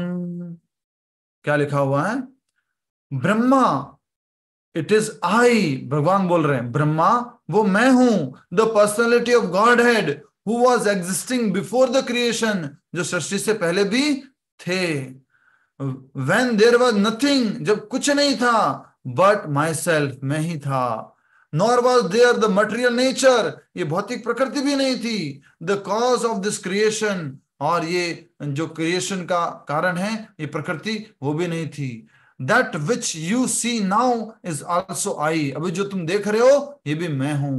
The personality of Godhead, परम भगवान, and after annihilation what remains will also be I, वो भी मैं ही हूंगा, the personality of Godhead। क्या श्लोक है! अहम अहम अहम अहम अहम एवा असम एवाग्रे, सर्टेनली मैं ही हूं। असम एग्जिस्टेड कब कब? जब अग्रे, बिफोर द क्रिएशन, शुरुआत में भी मैं ही था। पश्चात और एंड में, और जब ये सृष्टि रह रही है तब भी मैं ही हूं। भगवान कह रहे हैं, सॉरी, अवशिष्येत अर्थात जो बच गया, रह गया, वो भी क्या है? मैं ही हूं। कौन बोल रहा है? श्रीमद् भागवतम। आज के बाद ये याद रखना कि श्रीमद् भागवत में स्वयं भगवान कहते हैं कि सृष्टि से पहले भी मैं ही था, और ये सृष्टि में जो कुछ भी देख रहे हो ये भी मैं हूं, और इस सृष्टि के बाद जो कुछ बचेगा वो भी मैं ही हूं। बहुत ही सुंदर बात यहाँ पर कही जा रही है। श्रीमद् भागवत का ये दूसरे स्कंद का 9वें अध्याय का 33वां श्लोक है। ये आपको याद करना है। चतुश्लोकी भागवतम एक पेपर के ऊपर लिख लीजिएगा, 4 श्लोक। प्रतिदिन इसको नाश्ते के साथ में, लंच के साथ में, डिनर के साथ में एक बार पढ़िएगा, ठीक है? ये आपकी दवाई है। हरि बोल। अगला श्लोक 34वां। नेक्स्ट पे दबाना पड़ेगा नीचे। यस। ऋथेर्थम यत प्रतीयेत न प्रतीयेत चात्मनि तद विद्याद आत्मनो मायाम यथा भासो यथा तमः। O Brahma, whatever appears to be of any value, if it is without relation to me, has no reality.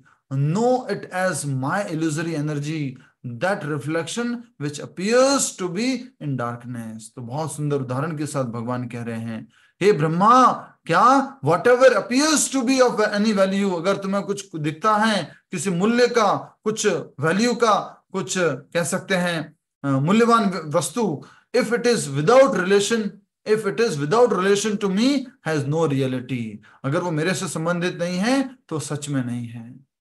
know it as my illusory energy, उसको क्या समझो? वो मेरी माया शक्ति है। that reflection which appears to be in darkness, जो अंधेरे में एक रिफ्लेक्शन, प्रतिबिंब प्रकाश का जो दिखाई देता है। तो ये दोनों देखो बातें यहाँ लिखी हुई है अपने तात्पर्य में। हम जब जहां पढ़ रहे हैं भागवतम में, अभी जहां पढ़ रहे हैं उसको देखो, सबको मिल गया। भगवान ने क्या कहा है इस सृष्टि में? ब्रह्मा जी को कह रहे भगवान, पहले तो क्या बोला? तुम्हारे हृदय में मैं क्या प्रदान करूंगा? गुण, रूप, नाम और लीला, ठीक है? फिर कह रहे हैं इस सृष्टि से पहले भी केवल मैं था, अभी भी केवल मैं हूं, और प्रलय के पश्चात भी मैं ही केवल रहूंगा, मैं ही रहूंगा। फिर अभी जो श्लोक पढ़ा हमने 34वां, उसका उदाहरण यहां पर है लिखा हुआ। ब्रह्मा जी, इस संसार में अनेक वस्तुएं मूल्यवान दिखती हैं, परंतु यदि उनका मुझसे कोई संबंध नहीं है तो उन्हें तुम केवल मेरी माया के उत्पाद ही जानो, उसी प्रकार जैसे अंधकार में प्रकाश का प्रतिबिंब। श्लोक संख्या 35 दिखाइए। इसका अनुवाद आगे लिखा हुआ है। श्लोक संख्या 35 हम देख रहे हैं। यस, देखेंगे सभी लोग, स्क्रीन पे डिस्प्ले किया गया है। यस, यथा महांति भूतानि भूतेषु चाश्वचेष्वनु प्रविष्टानि अपरविष्टानि तथा तेषु न तेष्वहम्। अनुवाद: O Brahma, please know that the universal elements enter into the cosmos and at the same time do not enter into the cosmos।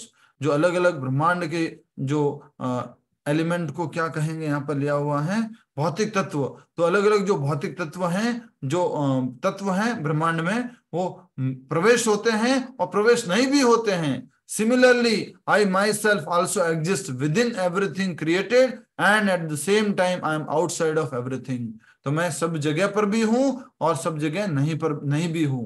वो किस रूप में? परमात्मा रूप में। अच्छे से समझिए, कौन सा रूप हो गया भगवान का? परमात्मा रूप। तो यहाँ पर कह रहे हैं, अपने अनुवाद में पढ़ो, जिस प्रकार भौतिक तत्व प्रत्येक जीव के भीतर होते हुए भी बाहर सृष्टि में भी विद्यमान रहते हैं, उसी प्रकार मैं प्रत्येक वस्तु के भीतर भी स्थित हूं और प्रत्येक वस्तु के बाहर भी। इसलिए क्या कहते हैं हमारी प्रार्थना में?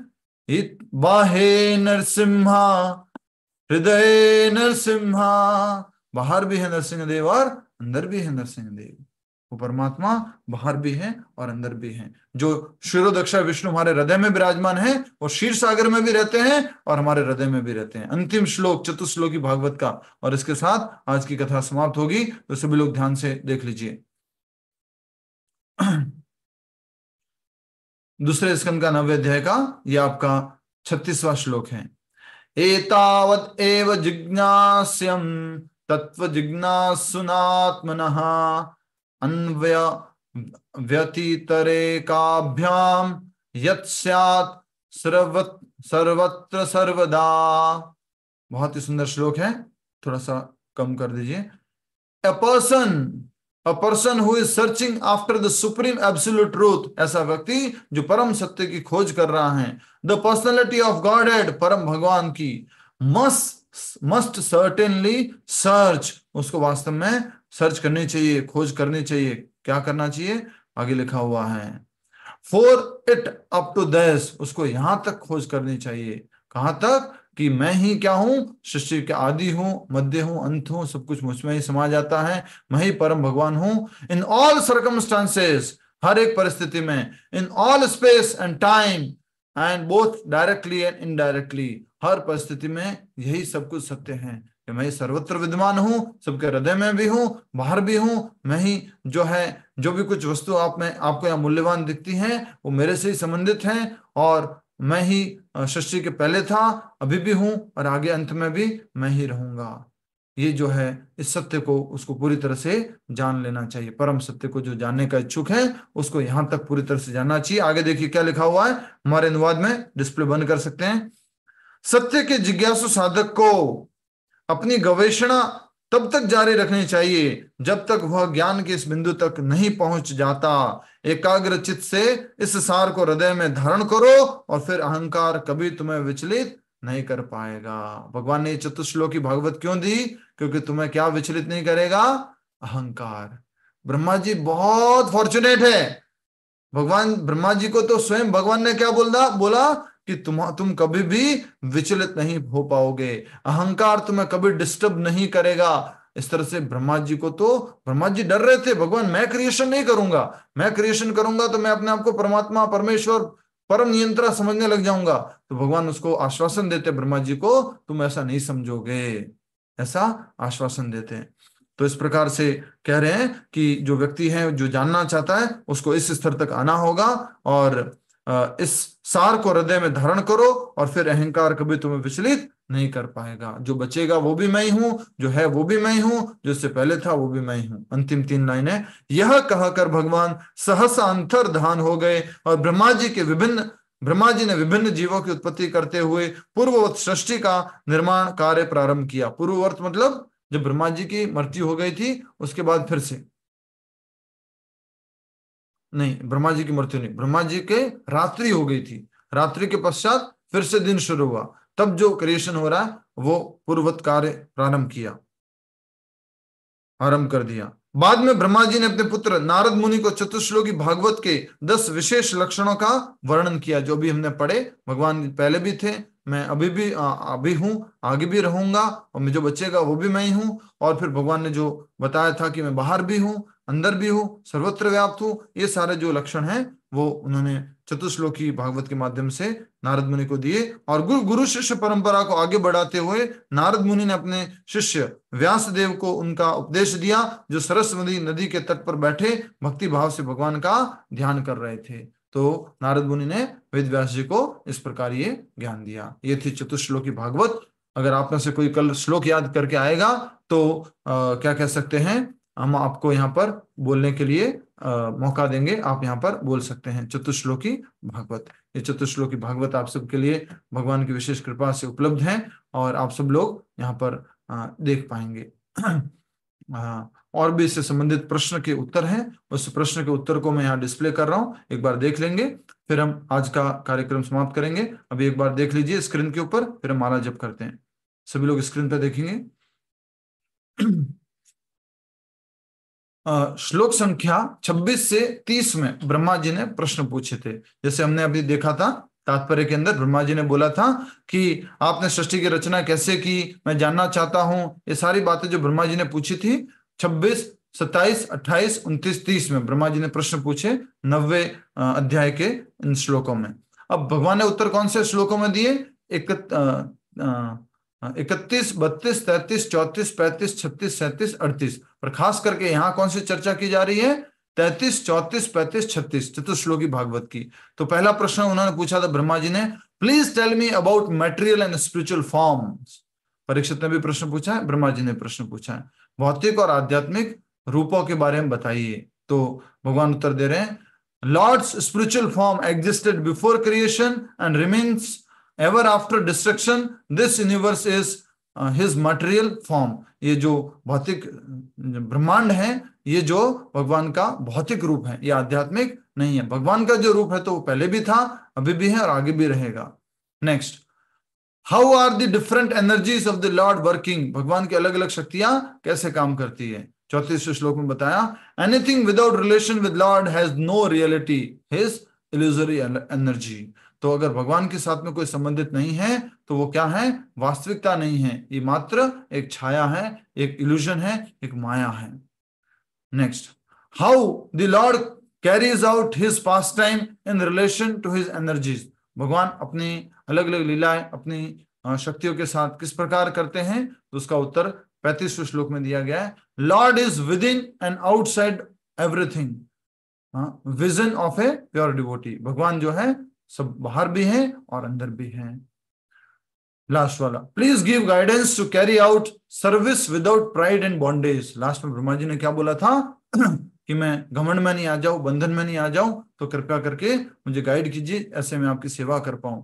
तो भगवान उत्तर दे रहे हैं, best Sadhana for attaining the Lord is भक्ति। अगर भगवान को प्राप्त करना चाहते हो तो भक्ति करो, और ये ज्ञान रखो, हृदय में ये ज्ञान रखो, धारण करो कि मैं जो भगवान श्री कृष्ण है, ब्रह्मा जी विष्णु जी है, वो कह रहे हैं मैं ही जो supreme personality of God head हूं, तो तभी तुम कभी अहंकार में या बंधन में नहीं आओगे। ये बहुत महत्वपूर्ण बात भगवान ने बताई।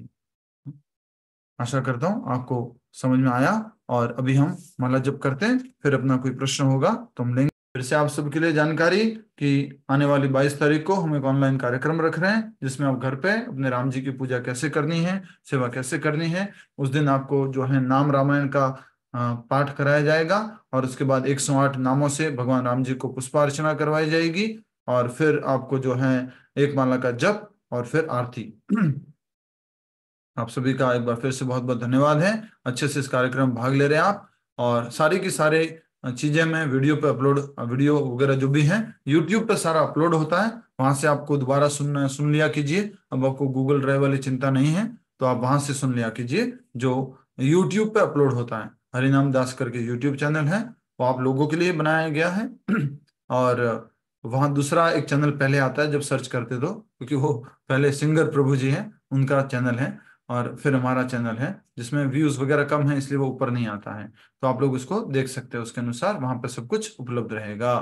और अब आपका कोई प्रश्न है तो पूछ सकते हैं। यस दिनेश जी, फिर उसके हरे बाद। कृष्णा प्रभु जी, दंडवत प्रणाम। धन्यवाद धन्यवाद, हरे कृष्ण। जैसे प्रभु जी आपने बताया कि ब्रह्मा जी जब प्रकट हुए थे उन्होंने दो शब्द सुने थे, तो और पा। तो उनको किन की तपस्या करनी, उनको कैसे पता चला?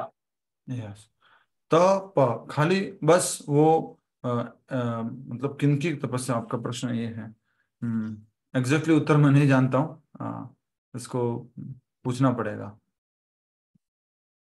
कि किनकी तपस्या करनी पड़ कि ये कैसे मालूम पड़ा उनको। वो बहुत अच्छा प्रश्न है, मैंने भी सोचा नहीं था, मुझे नहीं मालूम है इसके बारे में। यस, मैं पूछ के बताऊंगा, बड़े प्रभु जी से पूछ के बताऊंगा। यस, और कोई प्रश्न है? यूट्यूब चैनल का लिंक हम यहाँ दे देते हैं। यूट्यूब चैनल का नाम है हरि नाम दास, हरि नाम दास। और वो पहले एक प्रभु जी का चैनल आता है कीर्तन का, और उसके बाद में हमारा चैनल आएगा। हमारी फोटो उसमें लगी हुई है, बाकी प्रभु जी लोगों की भी फोटो उसमें लगी हुई है। यस, कोई और प्रश्न तो पूछ सकते हैं। मैं लिंक यहाँ भेज रहा हूँ यूट्यूब का, कृपया करके इसको सब्सक्राइब भी कर दीजिए और दूसरे लोगों तक भी पहुंचा दीजिए। यस, कोई प्रश्न?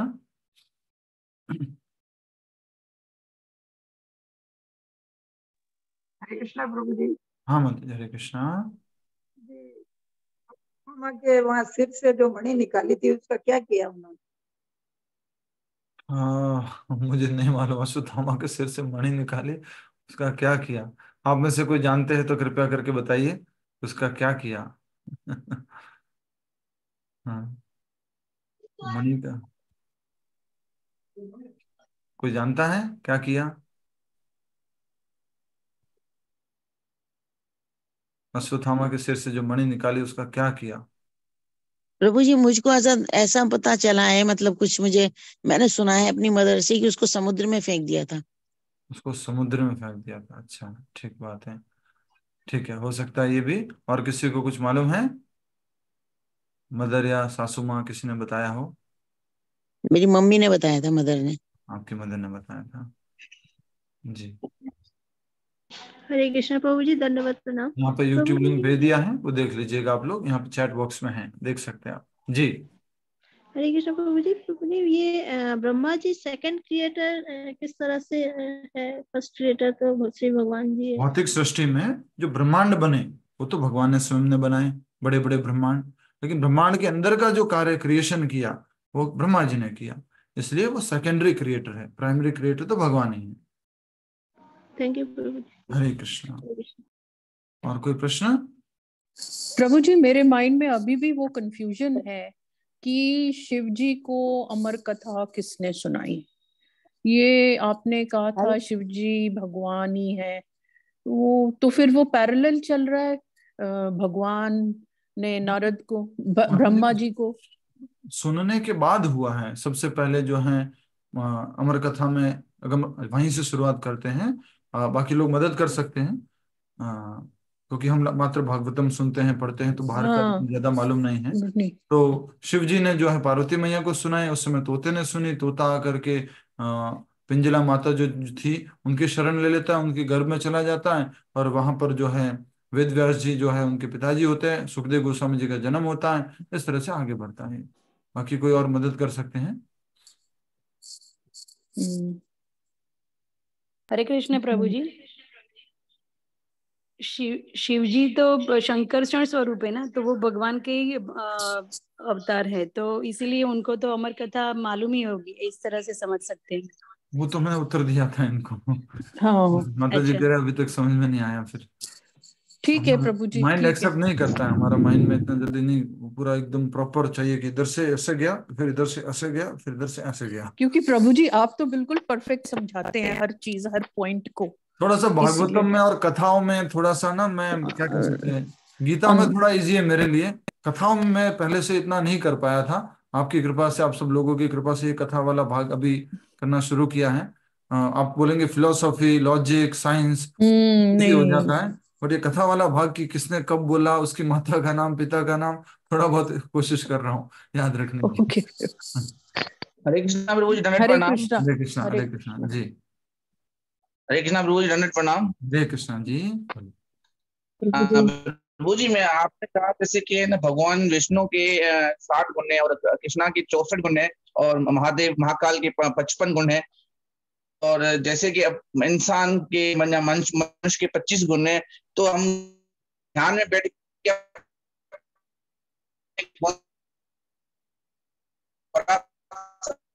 आपकी आवाज कट रही है, आपकी आवाज कट रही है। किसी और को सुनाई दिया क्या उनकी आवाज? जैसे कि निरंतर परमात्मा।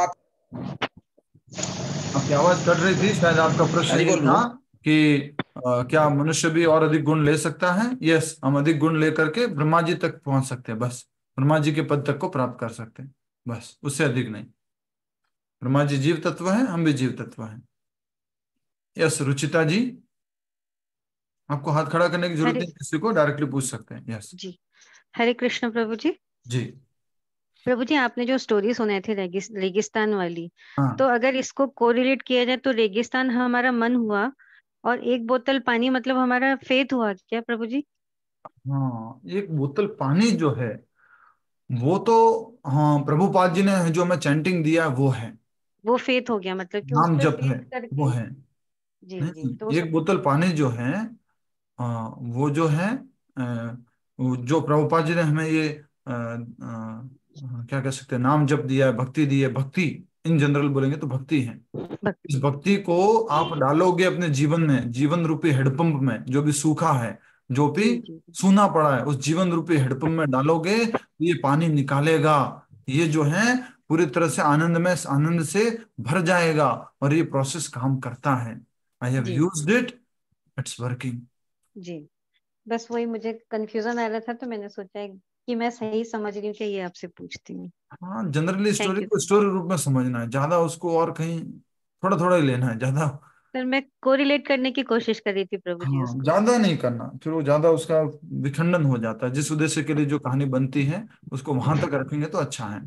ये उद्देश्य था कि बस हमें जो टाइम टेस्टेड प्रोसेस है प्रभुपाद जी ने दे दिया है, प्रभुपाद जी ने बोला है, yes it's working, I have used it, हमें इसको एज इट इज एक्सेप्ट करना है। जी जी, और कोई? Thank you very much. Thank you Madhu ji. दंडवत प्रणाम प्रभु जी। हरे कृष्णा, बोलिए राजू जी। प्रभु जी, जैसे कि है ना भक्ति पर भगवान अपने माता जी के सवाल के जवाब के मुताबिक है कि भगवान हमारे अंदर ही है, पर उनको जाहिर करने के लिए पहले भगवान का नाम जाप करना, आलिंगन बिल्कुल ठीक बात है आपकी राजू जी। थोड़ा सा आपका नेटवर्क प्रॉब्लम में रहता है, कृपया करके, तो थोड़ा बाद में यूट्यूब पर भी वीडियो जाता है ना, नेटवर्क का प्रॉब्लम रहता है, आपकी आवाज ब्रेक होती है। बिल्कुल अच्छा कहा आपने। ठीक है, किसी और का कोई प्रश्न? नहीं तो समाप्त करेंगे हम। मैं पूछ रही थी बोलिए माता जी। प्रभु कृष्ण जी, ये पूछ भावनामृत रही में थी बैक टू गॉड हेड अर्थात गोलोक जाना है, तो गोलोक कैसा है प्रभु जी वहाँ? क्या आप कृपया अनम्यूट करके अपने आप को प्रश्न पूछिए, ज्योति जी। मैं कह रही प्रभु जी हाँ बोलिए माता जी। कि चतुर्श्लोकी ये जो श्लोक है कहाँ से आज तक किसमें है, ये मुझे नहीं मालूम। श्रीमद् भागवत महापुराण जो पूरा ग्रंथ है, तो अच्छे से सब लोग सुन लो। अभी जो हम पढ़ रहे हैं, मैं बार बार बता चुका हूँ, ये श्रीमद् भागवतम कथारूप पढ़ रहे हैं। इसमें श्लोक हाँ नहीं है, जी इसमें किसी भी हाँ प्रकार जी के शब्दार्थ नहीं है, इसमें तात्पर्य नहीं जी है, इसमें मात्र अनुवाद है और स्टोरी रूप में है, कहानी रूप में है। इसमें पूरी जी भागवत नहीं है, हाँ मात्र मुख्य मुख्य जो हाँ कहानी है वो ली गई है। हाँ। और जो हम बात कर रहे हैं कि श्लोक कहाँ मिलेंगे, ये श्रीमद् भागवत पुराण में, जो कोई भी भागवत पुराण अगर आप लिखेंगे तो इसमें श्लोक मिल ही जाएंगे। दूसरे स्कंद के 90वें अध्याय का 33वां, 34वां, 35वां और 36वां श्लोक, तो प्रभु जी 2.9.23। ये प्रभु जी मेरे पे तो है ही नहीं भागवत, वैसे ही है मुझ पर तो उसकी भागवत सुधा सागर। हाँ माता जी, अगर आपके पास गीता प्रेस गोरखपुर भी की भी भागवत होगी, उसमें भी ये श्लोक आपको मिल जाएंगे। नहीं तो अगर, पूरी हिंदी में है प्रभु जी, हाँ तो तो इसका श्लोक मतलब में नहीं है आपके पास, तो आपके पास ला सकते हैं। अगर आप उसको पढ़ना चाहते हैं तो ला सकते हैं, घर में होनी भी चाहिए। प्रभुपाद जी की अच्छा भागवतम लाइए, आप सब लोग मेंबरशिप लीजिए प्रभुपाद जी की इस्कॉन संस्था की, आपको मेंबरशिप में फ्री में देते हैं भागवत पुराण। और आपको तो सबको फिर कैसे? मेंबरशिप का कार्ड भी देते हैं, मंदिर में गेस्ट हाउस फैसिलिटी भी देते हैं, प्रसाद भी भेजते हैं, तो मेंबरशिप के अनुसार वो देते हैं। हरे तो कृष्णा फिर प्रभु जी। कैसे? हरे कृष्ण माता जी। प्रभु जी, ये जो प्रभु जी ने प्रश्न पूछा था ना कि उन्होंने किसका तप किया, तो 2.9.7 के श्लोक में इसका आंसर है क्या कि है मतलब? श्रीमद् भागवतम में के प्रथम स्कंद के प्रथम अध्याय के प्रथम श्लोक में उल्लेख किया गया है कि ब्रह्मा को श्री भगवान ने अंतःकरण से ही दीक्षा दी थी। फिर भगवान प्रत्येक जीवात्मा के भीतर परमात्मा के रूप में स्थित है और उन्होंने ब्रह्मा को इसलिए दीक्षित किया क्योंकि वे दीक्षा लेने के लिए इच्छुक थे। माता जी ये तो बाद की घटना है, ये 4 श्लोक बोले ना, ये लिखा हुआ है। तेने प्रभु जी 2.9.7 श्लोक है जिसमें ये दिया गया कि उनके अंतःकरण में श्री भगवान ने ही उनको दीक्षा दी तप करने की।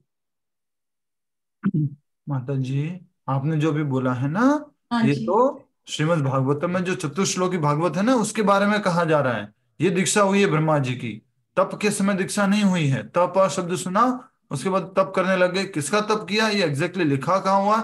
अगर आप पूछेंगे तो भगवान का ही तप किया है, लेकिन कहाँ लिखा हुआ है, कैसे मालूम पड़ा किसका तप करना है ये?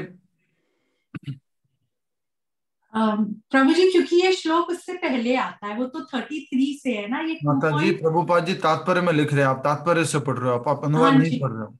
हाँ जी, हम तात्पर्य का श्लोक अनुवाद से तो थोड़ा तो समझ के बोलो ना माता जी, वो तात्पर्य है, पहले आने से मतलब नहीं है। वो तो पहले श्लोक में बोल दिया था, फर्स्ट श्लोक में। तो फर्स्ट श्लोक पहले आता है मतलब पहले ही बोल दिया शुरुआत में ही? नहीं, फर्स्ट श्लोक में तेने ब्रह्म हृदय आदि कवय मुह्यन्ति यत् सूर्यः तेजो वारि मृदा मिथा विनिमय यत्र त्रिसर्गो मृषा धाम्ना स्वेन सदा निरस्त कुहकम सत्यम परम धीमहि। तो पहले श्लोक में ये बोला है कि भगवान ने सर्वप्रथम आदि कवि ब्रह्मा जी को हृदय में दिव्य ज्ञान प्रदान किया। ठीक है कैसे सदस्य बने? जी माता जी, कैसे मेंबर बना जाएगा? हाँ मेंबर जो है मंदिर में आपको मंदिर के लिए डोनेशन देना होता है, और डोनेशन के माध्यम से फिर आप जो है मेंबर बनते हैं। मंदिर में प्रभुपाद जी ने ऐसा सिस्टम बनाया था, और जब डोनेशन